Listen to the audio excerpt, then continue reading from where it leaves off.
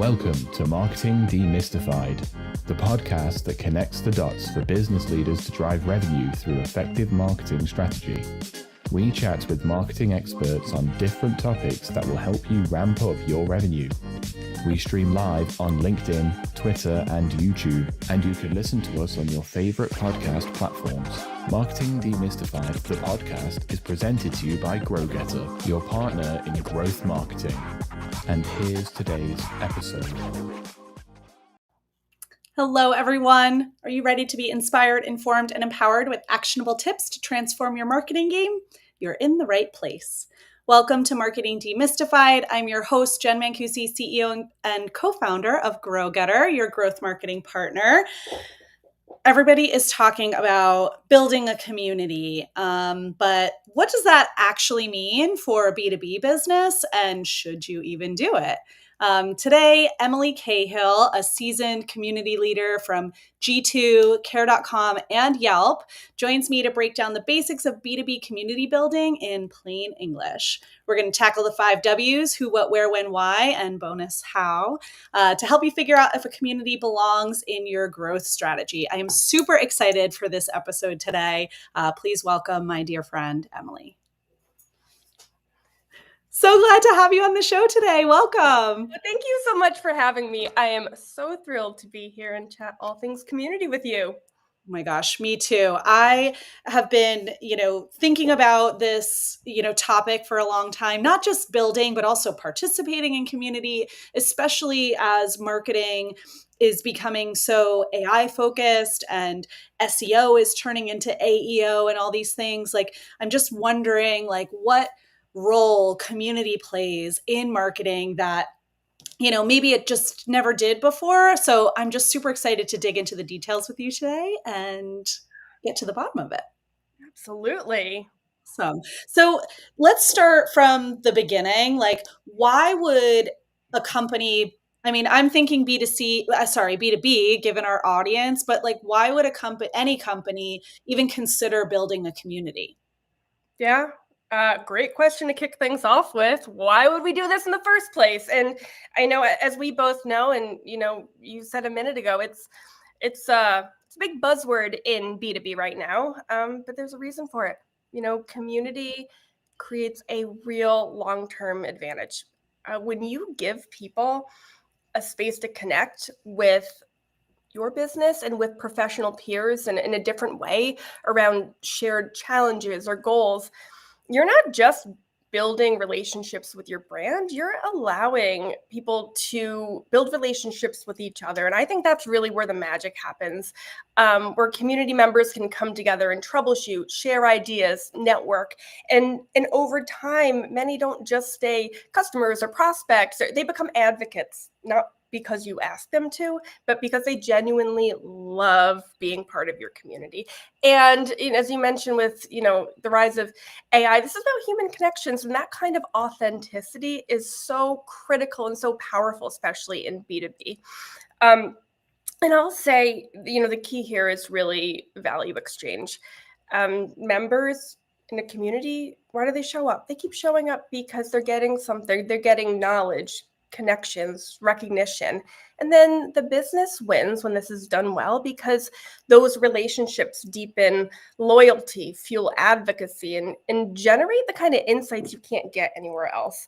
And what I'll lastly know about this, why do the competitive advantage is real. Community can be such a differentiator. Competitors can copy products, services, aspects of your brand, but authentic relationships and trust and belonging is not something competitor can just spin up overnight. That's such a good point. That last point about competitive advantage, because it's not an easy thing to do, and also I feel like it's an maybe sort of untapped opportunity. I don't see a ton. It's not like something every business is doing, right? Every business has a LinkedIn profile. Every business is running ads. They're all writing blog articles, right? There's a lot of saturated email. Everybody's emailing everybody every hour.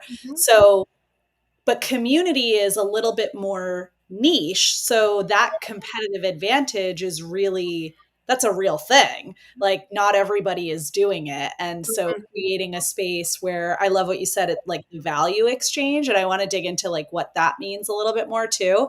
But like creating that space is, like not everybody's doing it. Yeah. Yeah. So tell me, when you talk about like authenticity and value exchange, like what are some examples of that, and how does that, like that relationship and that environment, like lead back into solving real business problems? Such a good question. What I mean by value exchange, it's kind of the give get. Members should be getting something meaningful from the community. Why visit in the first place? So that could be, depending on what kind of community is, it could be getting value through knowledge sharing, with peers, connections, professional networking, recognition, support, while the business can achieve outcomes tied to your objectives, whether that's stronger advocacy, more product adoption, improved insights.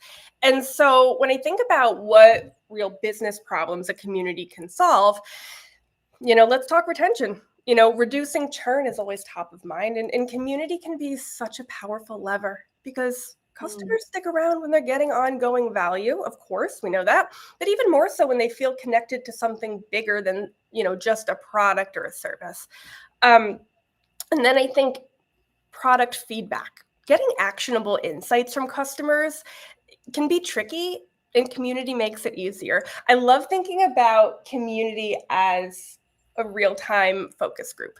You hear what's working, what isn't, what your customers want next. I've, in past roles, I've done listening sessions and focus groups, and, those insights can, not only improve the customer experience, which, directly impacts retention, but can also inform your own roadmap by helping you address pain points and deliver what customers really need. The last example I'll give here is around scalability of support. And this is something I've seen time and time again, in that community allows you to do more with less. Instead of your team answering every question or every customer concern, peers can step in to help each other. And I saw this a lot firsthand at Yelp. What started as a small super user cohort in the community I launched, this was back in 2011, it kind of grew into this self-sustaining loop where initially I'm, responding to every thread and question, which is, very common when you're first launching a community, the role of the community manager or moderator. But over time, community members began supporting each other and de-escalating frustrations even before I saw them, let alone needed to intervene. And so, from the scalability perspective, that peer-to-peer support reduced my team's workload while also keeping members active and connected. That's such a great like outcome of that. And I'm curious, like how that engagement piece is such a key to successful community, right? Like people can sign up for something and just linger and watch and not participate, but that role of the community manager or whoever it is, that moderator, as you mentioned, like getting involved. I guess, how do you think about keeping people engaged, getting people to engage and interact? Because, and maybe it is what you just said, like you've got to respond to kind of everything in the beginning and build up that scalability. But I don't know. I think there's probably a lot of people out there listening and thinking like, oh, my audience is very introverted, right? They're never going to talk to each other. How do you create that safe space and encourage that engagement between members? Yeah. And honestly, this can take so many different forms. It can look a little bit different anywhere. I remember even, I guess I'll start by saying, you personally having a relationship with your early members is just so critical. Getting to know them, what they want, what they don't like, what they're interested in. And then, let's say this is a forum or a Slack group or something like that. I'll even start off by kind of like tagging two people together, like, hey, I know you're interested in this. You should meet this person. Like at the beginning, you're so much acting as the connector, and it's so intentional, and and I think that's where it's so authentic too, because in my last role, we even, early on, kind of launching a super user community, we layered in a member matching program. And so, matching people for one-on-one conversations based on, we surveyed them beforehand based on what we learned they're interested in, what they want to get out of the community, pairing experts with novices in a given industry. And so there's a lot of approaches you can take to this, but that kind of intentionality is just so, so, so critical. And it starts with you really being that connector.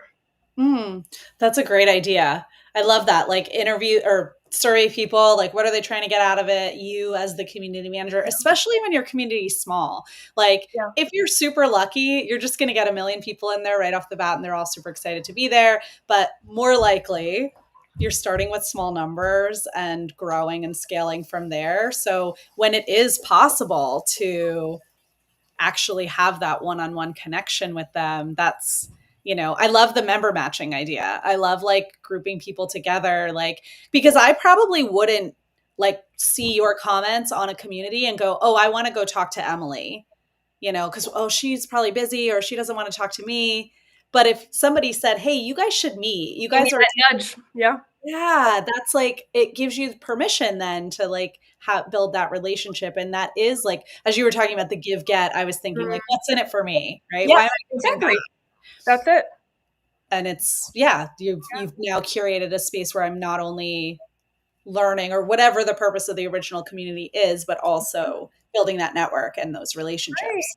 Right. And then that, has this great effect of just intrinsically motivating people to contribute because they're feeling connected, they're feeling tied to it, they're feeling, oh, I helped this person or this person helped me. And it creates that stickiness to keep people coming back and engaging because there's like an emotional layer to it. There's so much like behavioral psychology to community. It's people. It's people, it's relationships, it's connections. Otherwise, like, if somebody wants to learn something, okay, go read a blog or listen to a podcast or whatever. But there's no substitute for real human connection. Right. Amazing. Now, like we talked about why you should do it. Why should you not build a community? Well. When is it not a good idea? Well, I'll talk about a few that in times that come to mind when community might not be the right move. First, this may seem obvious, but you'd be surprised. If you aren't clear on the community's purpose, community needs a concept and a clear give-get. So if you, in your company, if you just want to do community, but you aren't clear on, you can't clearly say who the community is for, what members get out of it, and connect the dots to how it aligns with your goals, you're setting yourself and your community up for a lot of ambiguity and disappointment because communities only really work when they solve real problems for members or create a compelling reason to participate. I'd also say it's not the right move if you don't have internal ownership and resources for community as an ongoing commitment. And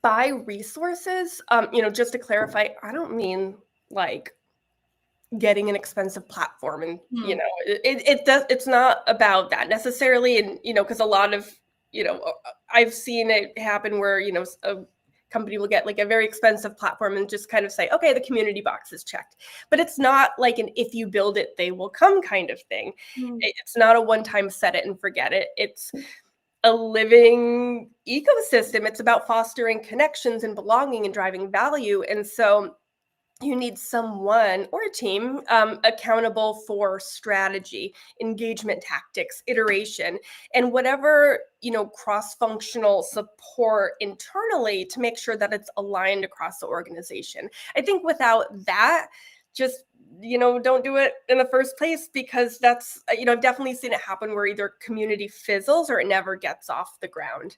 Mm.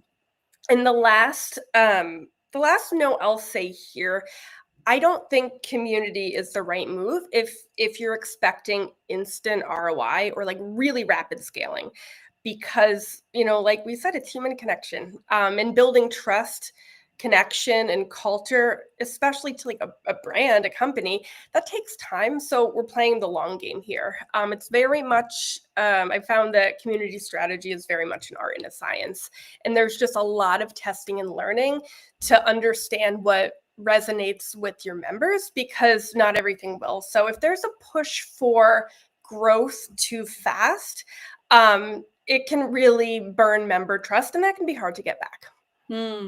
Those are really good tips. And I feel like sometimes on the show, we try to like focus on things that sound hard, and we're going to make it sound like feel really simple and easy for you. Community actually like isn't an easy thing to just do without a lot of focus and dedication. And Yeah. I feel like, not to say that it's hard and everybody stay away from it, but what you're describing, like you really do need to be authentic and devote the time to, understand what members want, Mm-hmm. create that environment for them. That authenticity is so critical. Like this is not like, let's generate a bunch of content using AI and post it on our website so we have a bunch of content on our website, right? I wouldn't recommend doing that either, by the way. But this really does like require also, I mean, maybe side note, I don't know if anybody's even considering doing that, but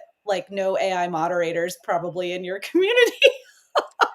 You're going to miss out on some human connection. But I could imagine people just really underestimate, I guess, the dedication that and the focus that is required to make this really work.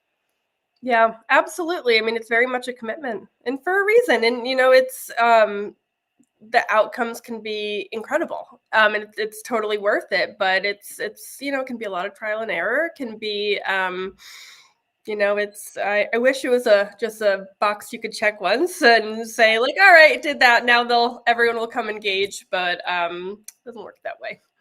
No. But the hard things are worth it a lot of times. Mm-hmm. So let's talk about who you build the community for. Like who should you as a business be thinking about? And how do you identify, I guess, who that right audience is for your business?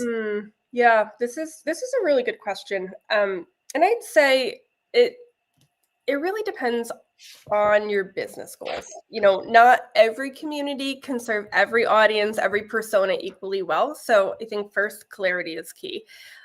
So if your focus is on retention and advocacy, your community, will likely start off by centering on existing customers, maybe giving them a space for peer support, sharing best practices, professional networking.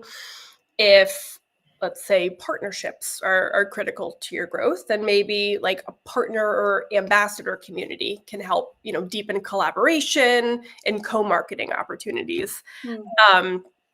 But again, I would say at the heart of any community is that kind of value exchange, because, different communities have different focuses.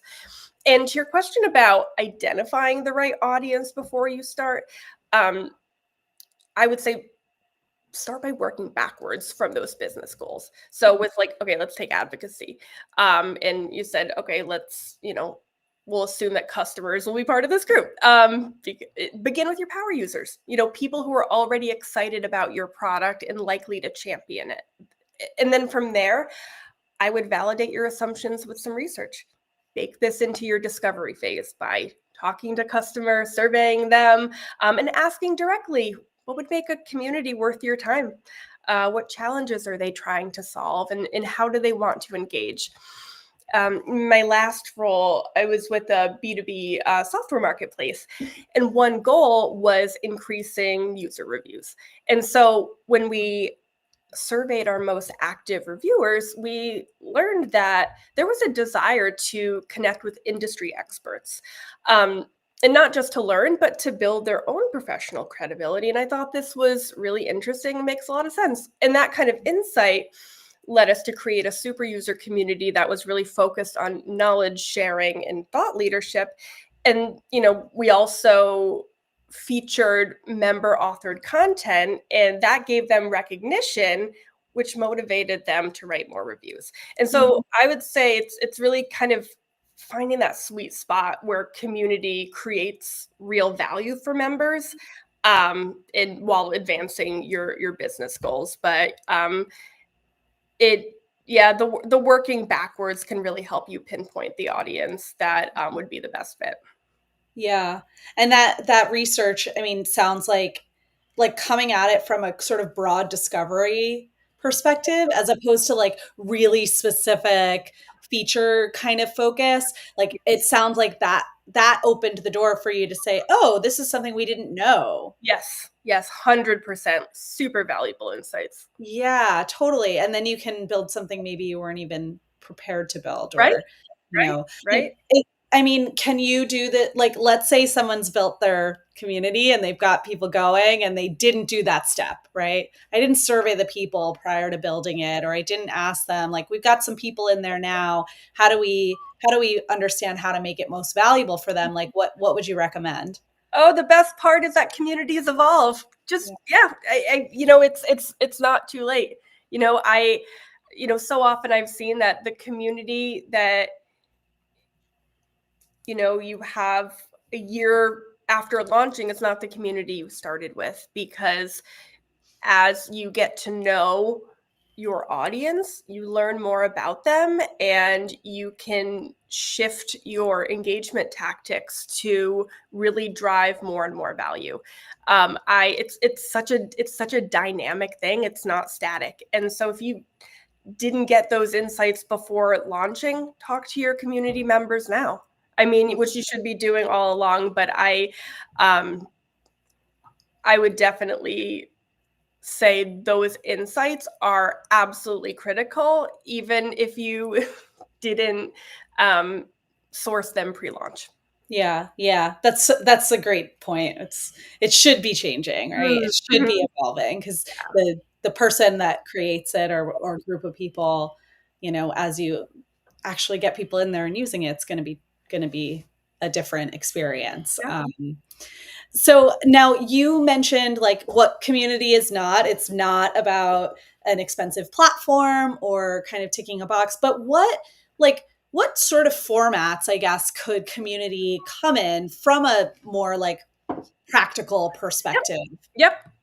Absolutely. And I think there's no one right winning formula. Mm-hmm. Community can take many shapes. Peer forums where people ask questions and share advice and offer support. And this can be more async. Slack groups are great for more real-time conversations. I love a good hybrid approach where having in-person or virtual events and roundtables and focus groups can really drive those connections for learning and networking. Like I mentioned, I love a good hybrid approach, and I've seen most often, I've seen the strongest communities take on that kind of approach, which are, a blend of spaces and formats designed around how your audience has shown that they actually want to engage. Mm-hmm. Yeah. So this is like, there's so many ways to create an engaging community. And a couple of weeks ago, I was at Inbound and I did like a deep dive session on Reddit and, micro communities, and sort of like, it's that question of like, yeah, what is the format, right?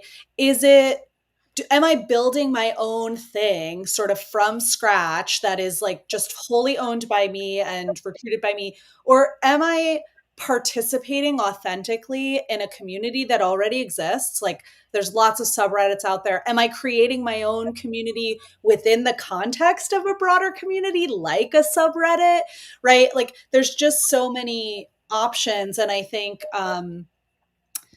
the decision of which direction to go or where to start, like it probably has a lot of deciding factors. I mean, if you're a huge brand, like, a McDonald's, like you could probably create your own community that people would want to be a part of, right off the bat. If you are maybe a newer business and don't have a lot of awareness, maybe there is some benefit to participating in communities about topics that, are interesting to your customers. But I think the thing that really came through the most in that session and, in talking to you and just learning more and more about community is like that authenticity is key. Yep. Like you can't build community or participate in other communities in a way that comes across as transactional or salesy or in a, sort of taking way. Like I keep going back to that thing you keep saying, like the give get, and give is first, right? Adding value is first. But yeah, I don't know what I'm talking a lot. It's your show. No, but that's such a great point. It's not a one-way brand megaphone, but like when people are invested and excited and, are your advocates, communities surface your champions, like power users that are happy to share wins, write reviews, give testimonials, volunteer for case studies, and they give you that kind of advocacy money can't buy. Yeah. But you give first. Yeah. You give first. But to your point, like the format or like it could be in so many different spaces and it, maybe doesn't even have to be owned by you, Right. I can, kind of speak quickly to like where your community should or shouldn't live because there is no one right answer. It really depends on your resources and where your audience prefers to spend time. But, if you want long-term scalability and control, sure, yes, an owned platform like a forum or a hub on your site is a strong option because you own the data and the experience, but it takes more effort to build and maintain. So, if you're short on resources and time, third party or social spaces, like Slack or, they're fast to spin up. They have a low barrier to entry. You're meeting your audience where they already are. And, like I said, communities evolve. You might start scrappy on Slack and then evolve and expand into an owned hub once you've proven out that value, which I love to see. Or like pair in-person experiences with digital spaces. I think having that, we talked about it earlier, that hybrid component with offline gatherings and events, workshops, conferences, like those can drive the strongest loyalty and have that spillover engagement effect online. But yeah, there's pros and cons to own platforms and third party spaces. But if you're not like a huge company that can like immediately invest in something with all the features, bells and whistles, gamification, all the rest of it, starting small and figuring out what works and what doesn't work and evolving from there, it's it can be a really stellar option. Yeah.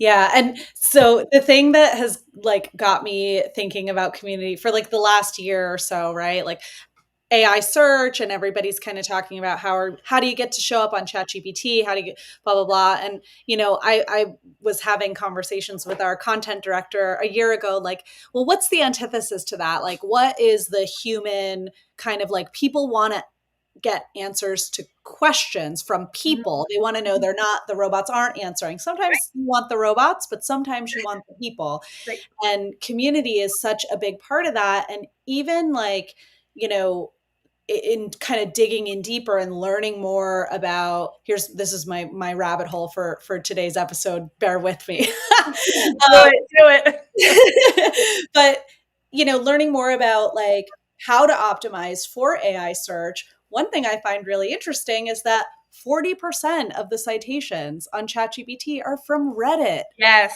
Yep.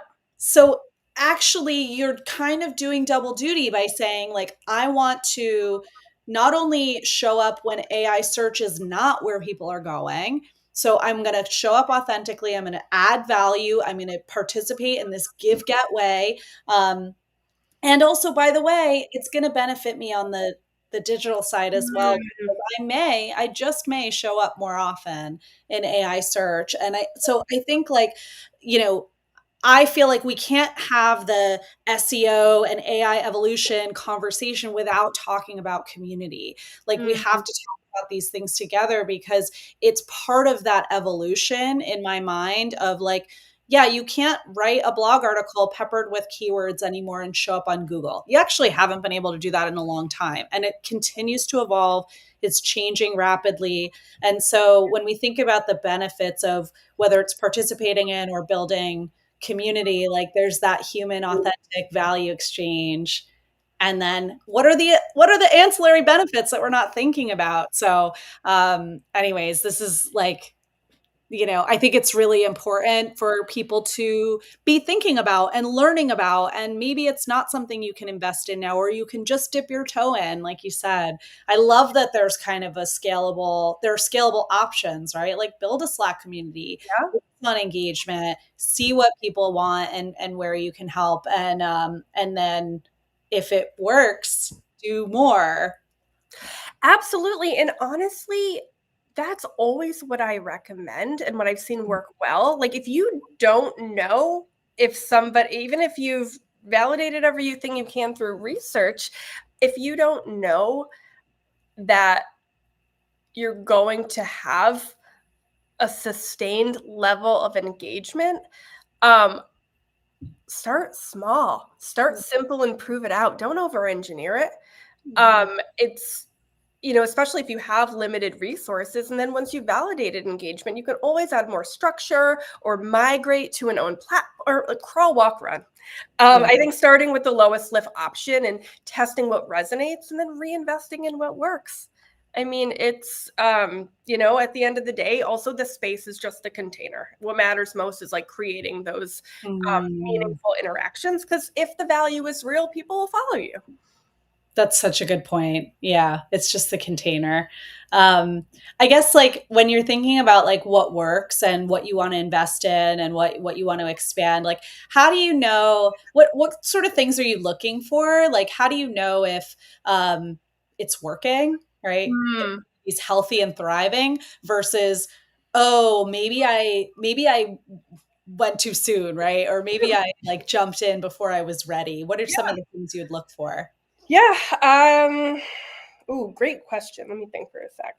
I would say, a community is working when members are talking to each other more than they're talking to you, because it's supposed to be a conversation. And I think this is such a special time when you start noticing the community shifting away from the community manager seeding content, seeding discussion topics and conversation starters, hoping for responses. And when those conversations start happening organically and unprompted, it's just so exciting to me.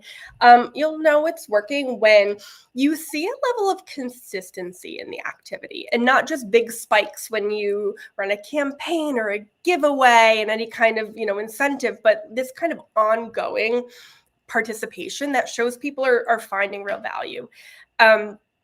And, getting there, it's not one winning formula. I think I touched upon this earlier, but, it's a commitment. It's a long-term commitment. It takes intentional design and, things like clear onboarding, consistent moderation. I love a good recognition program, but it also takes patience and a lot of learning. You need to be willing to try things, see what resonates, and adjust when something isn't working. Communities, people are different everywhere in a different community. And so what works so well in one community might just totally flop in yours. And so that's why I'm just a big advocate for starting small, building intentionally, and then of course, learn as you go, remain curious, and just keep evolving alongside your members. But yeah, those are some of the, what comes to mind to show me, okay, this is working. Yeah, I love that when the members are kind of talking to each other and not talking to you. You sort of like snuck in there some tactics for, like different engagement stuff like campaigns and giveaways and I love the test and learn approach. I love just like try things, throw things out there, see what's resonating. Talk about some of those ideas, like what campaigns or giveaways or incentives might you try? Do you have any examples that you could share? Ooh, oh, this is great. Let me think. I put you on the spot there. No, that's okay. I'm just like trying to think of like an example for a certain type of community. So I love a good recognition program. And so the opportunity to really like showcase your community members in like thought leadership on your site, or like content, different like articles or case studies. I've seen that work really well in driving engagement. And then or like submit a testimonial and we'll give you like a free piece of swag. Like, you'd be surprised how well that works. No. Yeah. I usually, I've always tried to work it in with something that, it's a give get that kind of like directly benefits, whatever like metrics I'm trying to impact. But kind of little incentives, whether it's, like recognition through, featuring them on your site or in your social media, community spotlights, like those work so well and they don't cost you anything. Yeah.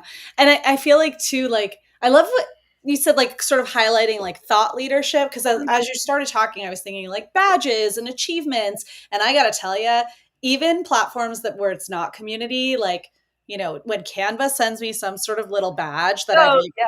done a certain number of designs, like you have no idea how happy that makes Oh, me.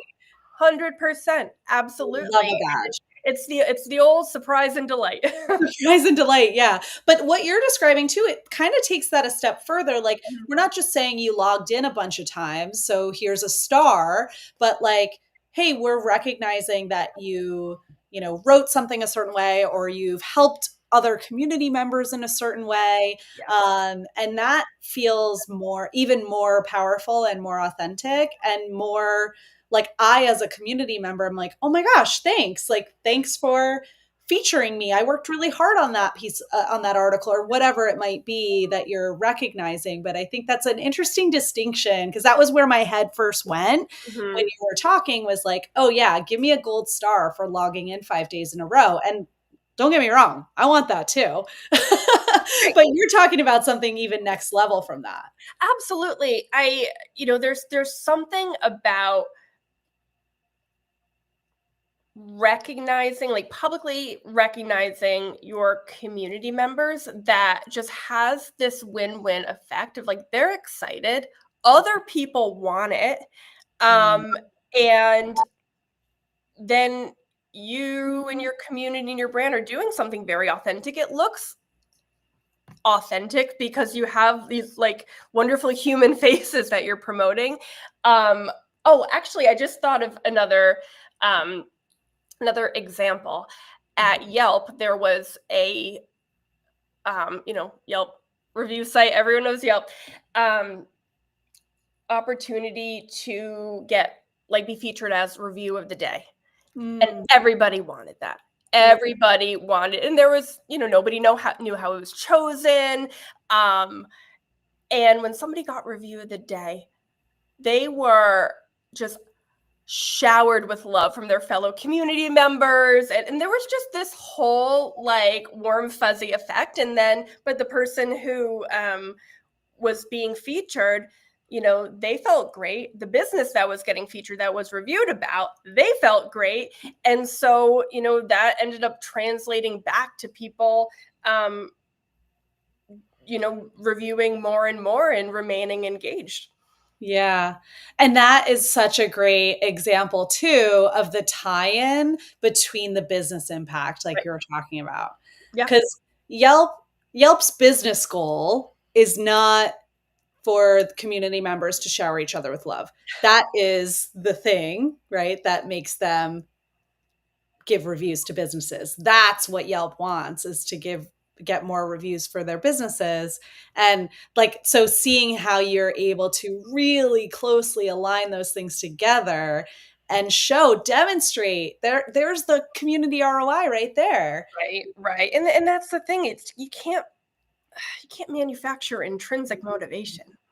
Yeah. It's in it just creating these sorts of,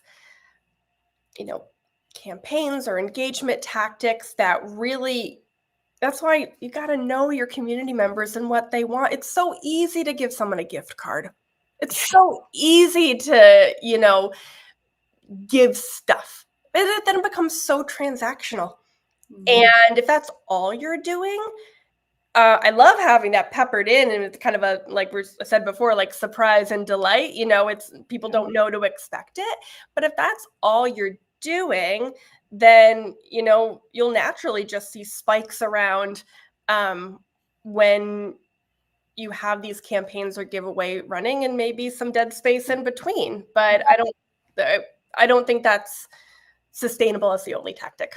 Yeah, absolutely. Absolutely.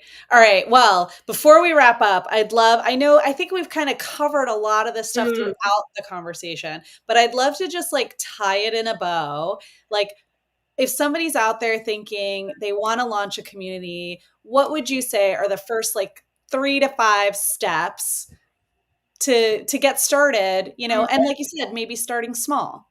Yeah, absolutely. I would say, yep. Number 1, get your game plan going, define your goal, your audience, map out the strategy. Be very specific about the problem you're solving and who will benefit most. This sets the foundation for everything else. And there's some great community strategy frameworks out there. I've used a bunch. Then I'd pick a simple platform where your audience already spends time. Don't over-engineer. I would then seed whatever that space is with helpful content and a few trusted members to get conversations going, and really kind of try to model the engagement you want to see. Start small, learn what works, and refine before building out. Learning what resonates with your first members will really enable you to learn and apply those insights to keep going a step further and a step after that and a step after that. I think if the value is real, people will stick around and bring others with them. But yeah, start small, build intentionally. But to me, that's always been the name of the game. I love it. Oh my gosh, this has been so valuable. Like, I think you really, I kind of said in the middle, like, hey, this is actually hard. Like, we should know how hard this work is. And I think it is hard. I think it does take a level of expertise. And I so appreciate you sharing yours with us today. But you just kind of summarized it in a very simple way. It doesn't sound easy, but it does sound simple. So thank you so much. I am so glad you came on today. Oh, thank you so much for having me. That just brought to mind, there's and I think this, like you said, it's not easy, but it's simple. There's something I wish I knew who to attribute this to, because I heard it a long time ago and it's just like echoed over in my mind for years. It's just so resonant, that if you want to build an audience, help people. If you want to build a community, help people, help each other. So simple, as complicated as that. I love it. Help people help each other. There you go. Well, that's a great place to leave it. Thank you so much for joining today. And thanks everybody for tuning in. Please look for Emily on LinkedIn and connect with her. And if you're looking to build a community, there's lots of great resources out there that she can share. We covered a lot of ground today. So comment below if you're interested in receiving a community readiness checklist. We'll send it over. If you enjoyed today's episode, don't forget to follow GrowGetter on LinkedIn and subscribe to Marketing Demystified wherever you get your podcasts. I'll be back with